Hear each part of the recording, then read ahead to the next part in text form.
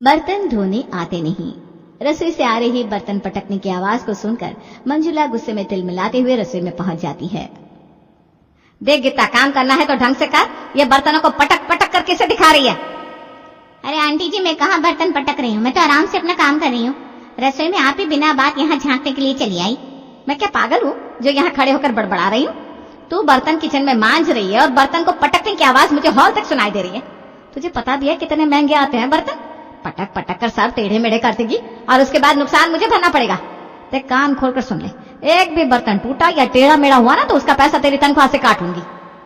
देखो ऐसा है ना, इतनी चिक चिक में किसी की बर्दाश्त नहीं करती। मैं काम करती हूँ अपने तरीके से, ऐसा ऑर्डर चलाने की जरूरत नहीं मेरे ऊपर। काम कराना है तो बोलो, नहीं तो मेरे पास काम की कोई कमी नहीं है। आई बड़ी मुझे पाठ पढ़ाने वाली। काम वाली की बात सुनकर अब तो मंजुला के गुस्से का कोई ठिकाना नहीं था। बहु देख ले, तेरे सर चढ़ाई हुई है ये, तभी इसकी हाथ भर की जुबान चल रही है। अब यही इज्जत रह गई है हमारे इस घर में कि नौकरानी भी हमें बातें सुनाकर चली जाएगी। मैं तो कहती हूँ अभी के अभी हिसाब करके इसके पैसे इसके मुंह पर मार और चलता कर इसको यहाँ से। क्या हो गया है माँ जी, क्यों सुबह सुबह शोर मचा रही हैं आप? ऐसा भी क्या हो गया जो आप इतना भड़क रही हैं? अरे मैम साहब, आंटी जी से क्या पूछती है, मैं बताती हूँ ना। आपको पता है आपकी सास की आदत कितनी खराब है? अरे रोज रोज काम के लिए चिक चिक करती है। आप बताओ, मैं आराम से किचन में बर्तन धो रही हूँ तो इधर आकर मेरे से झगड़ा करने लगी। बोलती है मैं बर्तन पटक पटक के धो रही हूँ। मैं कोई पागल है क्या जो बर्तन पटक कर धोएगी? माँ जी, आप क्यों काम वालियों के मुंह लगती हैं? आप चलकर अंदर बैठिए ना, उसको उसका काम करने दीजिए। अच्छा, तो तुझे अपनी सास की बात पर नहीं, इस 2 टके की काम वाली की बात पर ज्यादा भरोसा है। अरे एक नंबर की बदतमीज और मुंह फटे तेरी ये गीता, और तेरे जैसे काम चोर इसकी धौंस सुनती होगी। मैं तो 1 मिनट भी इसे अपने घर में नहीं टिकने दूंगी। ये ले तेरे पैसे, पैसे उठा और दफा हो जा। मंजुला की बात सुनकर काम वाली गीता अपने पैसे उठाकर गुस्से में बड़बड़ाती हुई वहां से चली जाती है। मैम साहब, बहुत महंगा पड़ेगा आपको ये। अब आप काम वाली के लिए तरसती रह जाओगी, लेकिन कोई काम वाली आपके घर पर काम नहीं करेगी। अगर पूरे एरिया में कोई भी काम वाली गलती से आपके घर काम करने आ गई ना तो मैं भी अपना नाम बदल लेगी। माँ जी, ये क्या कर दिया आपने? अच्छी खासी काम वाली लगी थी घर में, समय से आती थी, काम करके चली जाती थी। आपने झगड़ा करके भगा दिया उसको। अब देख लिया ना, धमकी देकर गई है वो, किसी काम वाली को हमारे घर टिकने नहीं देगी। अब आप ही बताइए कैसे होगा घर का सारा काम? कौन धुलेगा इतने बर्तन? तू धोएगी और कौन धोएगा? इस घर की जिम्मेदारी अब तेरे ऊपर है। खाना पीना झाड़ू पोछा लगाना सब तेरा काम है। काम वाली आए या भाड़ में जाए उससे मुझे कोई मतलब नहीं है। सब समझ रही हूं मैं, आपने जबरदस्ती झगड़ा मोल लिया उस गीता के साथ। आप चाहती नहीं थी कि इस घर में कोई काम वाली काम करे। मैं पूरा दिन घर में रगड़ रगड़ कर पोछा लगाऊं, मजदूरी करूं, आपके दिल को तो तभी सुकून मिलेगा ना। सीने पर सांप जो लौट रहे होंगे ये देखकर कि मैं अपने कमरे में आराम से बैठी हूं और घर में नौकरानी काम कर रही है। देख बहू, अगर ऐसी बात होती ना तो मैं काम वाली को इस घर में पैर भी ना रखने देती। अरे सारी जिंदगी इस घर का सारा काम अपने हाथों से किया है मैंने, लेकिन फिर भी तेरी शादी के बाद मैंने सोचा बच्ची है, इतना बड़ा घर अकेले कैसे संभाल पाएगी। तेरी सहूलियत के लिए घर में नौकरानी ले आई और तू मुझे ही उल्टा दोष दे रही है। अरे बर्तन धोने आते भी है क्या उस गीता को? मैं उसे इस घर में काम करने नहीं दूंगी बस। जैसा कि सास मंजुला ने चाहा था वैसा ही होता है। अगले दिन से गीता काम करने के लिए मंजुला के घर नहीं आती और इस तरह घर का सारा काम अब जाकर बहू रिया की झोले में गिर पड़ता है। अरे बहू, इतने बर्तन जमा है रसोई में और तुम अब सोकर उठ रही हो। कब बर्तन धुलेंगे, कब चाय बनेगी? भाई हमें तो समझ में नहीं आ रहा। तुम नई नहीं आई हो क्या घर में? जानती हो जब तक बर्तन धुलकर रसोई साफ ना हो हम चाय नहीं पीते। माँ जी, आप भी भूलिए मत, मैं आपकी बहू हूँ, नौकरानी नहीं जिसे आप सुबह 6 बजे कान पकड़कर काम में लगा देंगी। मैं अपने हिसाब से उठूंगी और अपने हिसाब से काम करूंगी। आपको हुक्म चलाने का ज्यादा शौक चढ़ा हो ना तो दूसरी काम वाली का इंतजाम कर लीजिए। आजकल के बहुओं को सास के सामने जरा सी लाज शर्म नहीं आती, जबान चलाती रहती है। एक हमारा जमाना था, गज भर का घूंघट करके गर्दन जमीन में गड़ाए खड़े रहते थे। सास चाहे दिन को रात कह दे, मजाल थी जो हम सास के सामने मुंह खोल दे। और अब ये नई पीढ़ी की बहू है। ये सब आजकल के लड़कों की गलती है।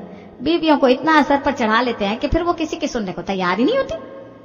माँ जी, रोज रोज एक ही बात बोलते बोलते थकती नहीं है क्या आप? अगर चाय पीने की इच्छा है तो आप थोड़ी देर के लिए अपना ये टेप रिकॉर्डर बंद करके हॉल में जाकर बैठिए। जा रही हूँ बर्तन धोने। थोड़ी देर बाद बहू रिया ने रसोई में पड़े हुए सारे बर्तन धोकर रख दिए थे। माँ जी, बर्तन धोते धोते मेरी तो कमर टेढ़ी हो गई है। आप ऐसा करिए, चाय पीने का मन था ना आपका, 2 कप चाय बना लीजिए। मैं तब तक नहा कर आती हूँ। पूरे कपड़े भीग गए मेरे तो इन बर्तनों को साफ करते करते। अब मुझसे इन कपड़ों में नहीं रहा जाएगा। सास को चाय बनाने के लिए बोलकर रिया नहाने के लिए बाथरूम की ओर चली गई।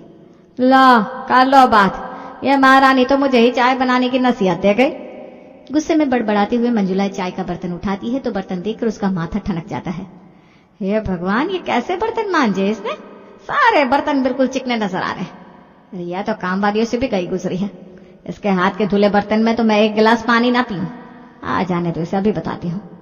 चाय बनाने के बर्तन को एक बार फिर से धोने के बाद मंजुला ने गैस पर रख दिया था। 5 मिनट के बाद रिया कपड़े बदलकर रसोई में आती है तो सास की चढ़ी त्योरियां देखकर उसे समझ में आ जाता है कि जरूर सासू मां उसकी किसी बात से नाराज है। अब क्या हो गया माँ जी? सारे बर्तन धोकर रसोई साफ करने के बाद कपड़े बदलने गई थी मैं। अब ये मत कहिएगा कि चाय का पानी गैस पर चढ़ाने में आपको थकान हो गई।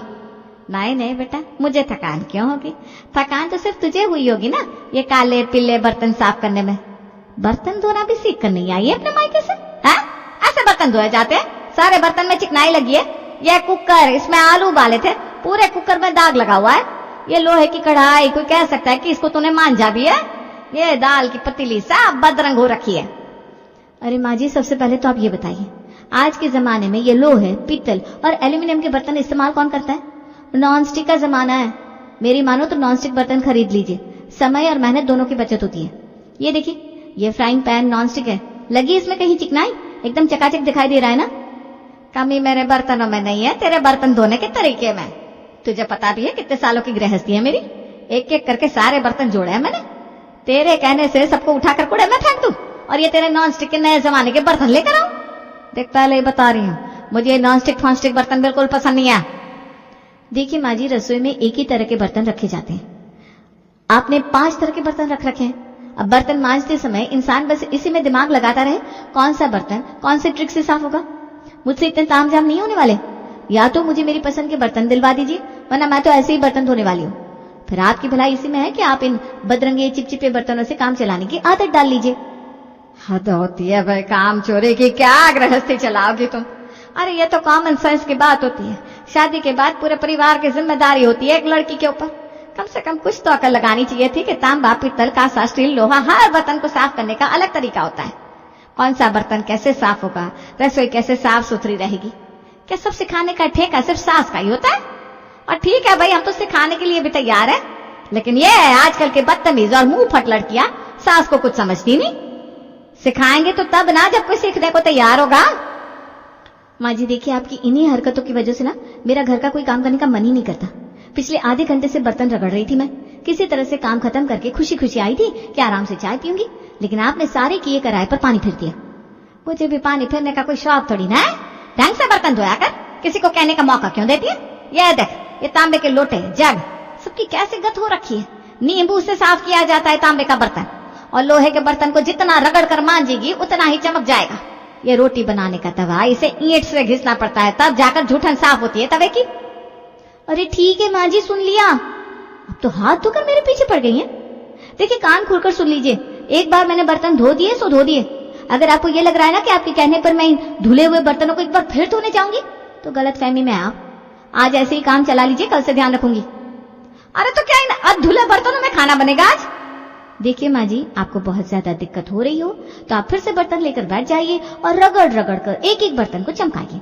वैसे भी आपके पास पूरा दिन काम तो कुछ होता नहीं, बर्तन धोकर टाइम पास हो जाएगा आपका। मेरे पास अभी बहुत सारे काम पड़े हैं, इसलिए मुझसे ये नहीं हो पाएगा। क्या कहा, नहीं धोएगी तू बर्तन? ठीक है, तो जब तक इन बर्तनों को अच्छे से साफ नहीं कर देती मैं भी प्राण लेती हूँ। तेरे गंदे बर्तनों में मैं खाना खाने वाली नहीं हूँ। जब तक तू सारे बर्तनों को अच्छे से धोकर साफ नहीं करती मैं भूख हड़ताल पर रहूंगी। मुझे क्या है ये बच्चों जैसे हरकतें क्यों करने लगती हैं आप? कभी तो थोड़ी समझदारी दिखाया करिए। अरे सुबह सुबह क्या महाभारत लगा रखी है दोनों सास बहू ने, क्या हो गया? बाबूजी अब आप ही समझाइए माँ जी को। कह रही है जब तक रसोई के सारे बर्तन मैं एक बार फिर से नहीं धो देती ये खाना नहीं खाएंगी।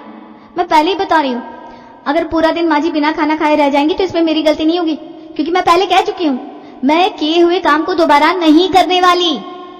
क्या परेशानी है भाई तुम्हें? पहले सुबह सुबह तुमने काम वाली को भगा दिया, अब हाथ धोकर बहू के पीछे लग गई हो। इस घर में सुख शांति बर्दाश्त नहीं होती क्या तुमसे? हाँ हाँ, आप भी मुझे ही दोष दीजिए। मैं जो कर रही हूँ इस घर में सबकी भलाई के लिए कर रही हूँ। सारी जिम्मेदारी आपकी बहू के ऊपर छोड़ दी ना तो बिना बर्तन धोए ऐसे ही झूठे बर्तनों में दोबारा खाना बनाकर खिला देगी। आपकी बहू ने बर्तन धोए जरूर है, लेकिन सारे बर्तन झूठे, किसी में चिकनाई लगी है तो किसी में साबुन।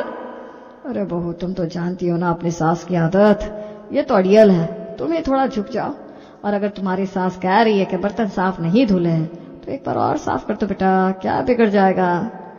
ससुर जी की बात सुनकर बहू रिया जोर जोर से रोने लगती है। ये देखो, अभी तक तो सासू माँ मुझे दबाने की कोशिश कर रही थी, अब तो ससुर जी भी आकर सासू माँ की साइड लेने लगे। मेरा इस घर में कोई है ही नहीं। रिया बेबी क्या हो गया, क्यों रो रही हो? अपने मम्मी पापा से पूछो, इन लोगों के लिए इस घर में मेरी कोई वैल्यू ही नहीं है। अरे हमारे घर जो काम करने वाली नौकरानी गीता थी ना, उसकी भी मुझसे ज्यादा इज्जत थी घर में। माँ जी ने उसे 4 बातें सुनाई तो वो काम छोड़कर चली गई। और एक बहू जिसे माँ जी पिछले आधे घंटे से कभी काम छोड़ कभी कुछ कह रही है, लेकिन मैं तो घर छोड़कर नहीं जा सकती ना, मुफ्त की मजदूर जो ठहरी। माँ ये क्या तरीका होता है? अपनी बहू के साथ ऐसा बर्ताव कौन करता है? बेचारी सवेरे से काम में लगी हुई है, अब क्यों इसे काम चोर कह रही है? और पापा आपसे मुझे ये उम्मीद नहीं थी। अरे बेटा सुन तो सही। अब क्या सुनो पापा, आप भी आज माँ की हाँ में हाँ मिलाने लगे। वो बेचारी अभी नई नई इस घर में आई है, हमें उसे कंफर्टेबल फील कराना चाहिए, और यहाँ सब उस पर दोष मढ़ने के चक्कर में लगे रहते हैं। बेटा ये तेरी माँ और बहू के बीच का मैटर है, मैं कुछ नहीं बोल रहा, दोनों खुद निपटेंगे। मेरी माँ तो भी चल यहाँ से। वही तो पापा, इनका मैटर है, आपको बोलना ही नहीं चाहिए था। चलिए हम हॉल में बैठकर मैच देखते हैं। दोनों बाप बेटे मिलकर हॉल में मैच देखने लगते हैं, और उधर रिया और मंजुला बर्तनों को लेकर महाभारत कर देती है। करण और उसके पापा को तो यही लगा था कि रिया और मंजुला मिलकर इस मैटर को आज ही सुलझा लेंगे, लेकिन ये उनकी गलतफहमी थी। जब से काम वाली गीता काम छोड़कर गई थी, बर्तन धोने के ऊपर घर में रोज ही कलेश मचा रहता था। 2 दिन बाद, अरे बहू ये क्या हाल कर दिया तुमने सारे बर्तनों का? मैं पूछती हूँ, थोड़ा बहुत दिमाग है तुम्हारे अंदर, या सब बेचकर लिपस्टिक खरीद ली तुमने? माँ जी आप हमेशा इसी तरह से क्यों बातें करती हैं? कभी ठीक ढंग से भी बात कर लिया कीजिए ना। पहले एक बार ये नॉन स्टिक बर्तनों की शक्ल देख ले।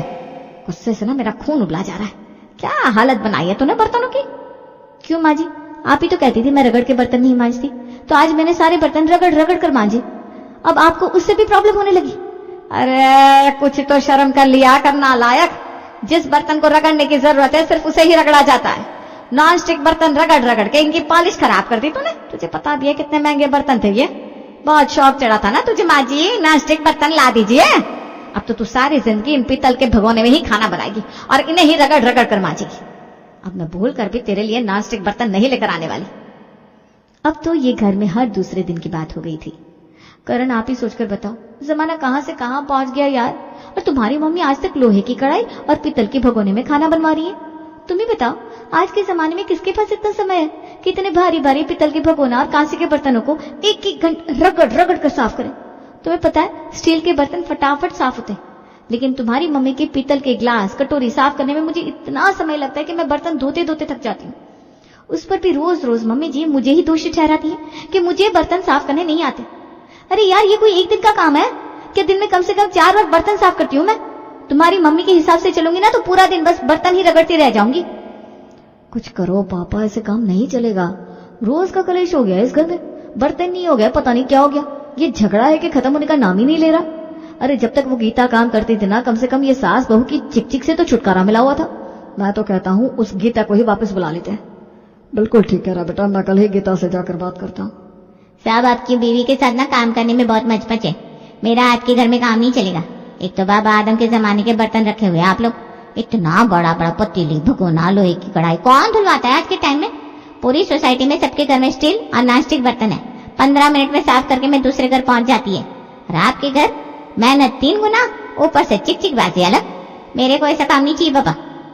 बस बहुत हो गया पापा, सारा कलेश आपके इन पुराने बर्तनों की वजह से हो रहा है।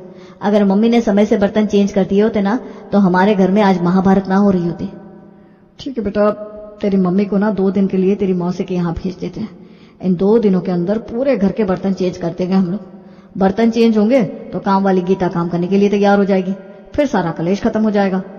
गीता जो अभी तक 2000 रुपया महीना लेती थी, अब उसके भी भाव बढ़ गए थे।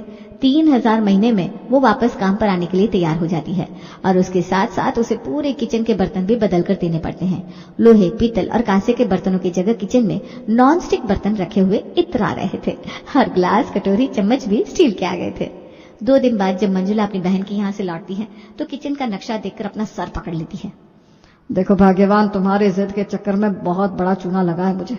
पूरी रसोई के बर्तन चेंज करने पड़े और गीता की तनख्वाह भी बढ़ानी पड़ी। अब खबरदार जो तुमने अपने मुंह से एक शब्द भी निकाला अगर इस बार गीता काम छोड़कर गई ना तो ना बहू बर्तन धोएगी ना ही कोई नौकरानी आएगी। बर्तन साफ करने की सारी जिम्मेदारी सिर्फ तुम्हारी होगी। पति की धमकी सुनकर बेचारी मंजुला के तेवर ढीले पड़ जाते हैं और वो चुप हो जाती है और इस तरह हजारों का चूना लगने के बाद बर्तन का झगड़ा खत्म हो ही जाता है।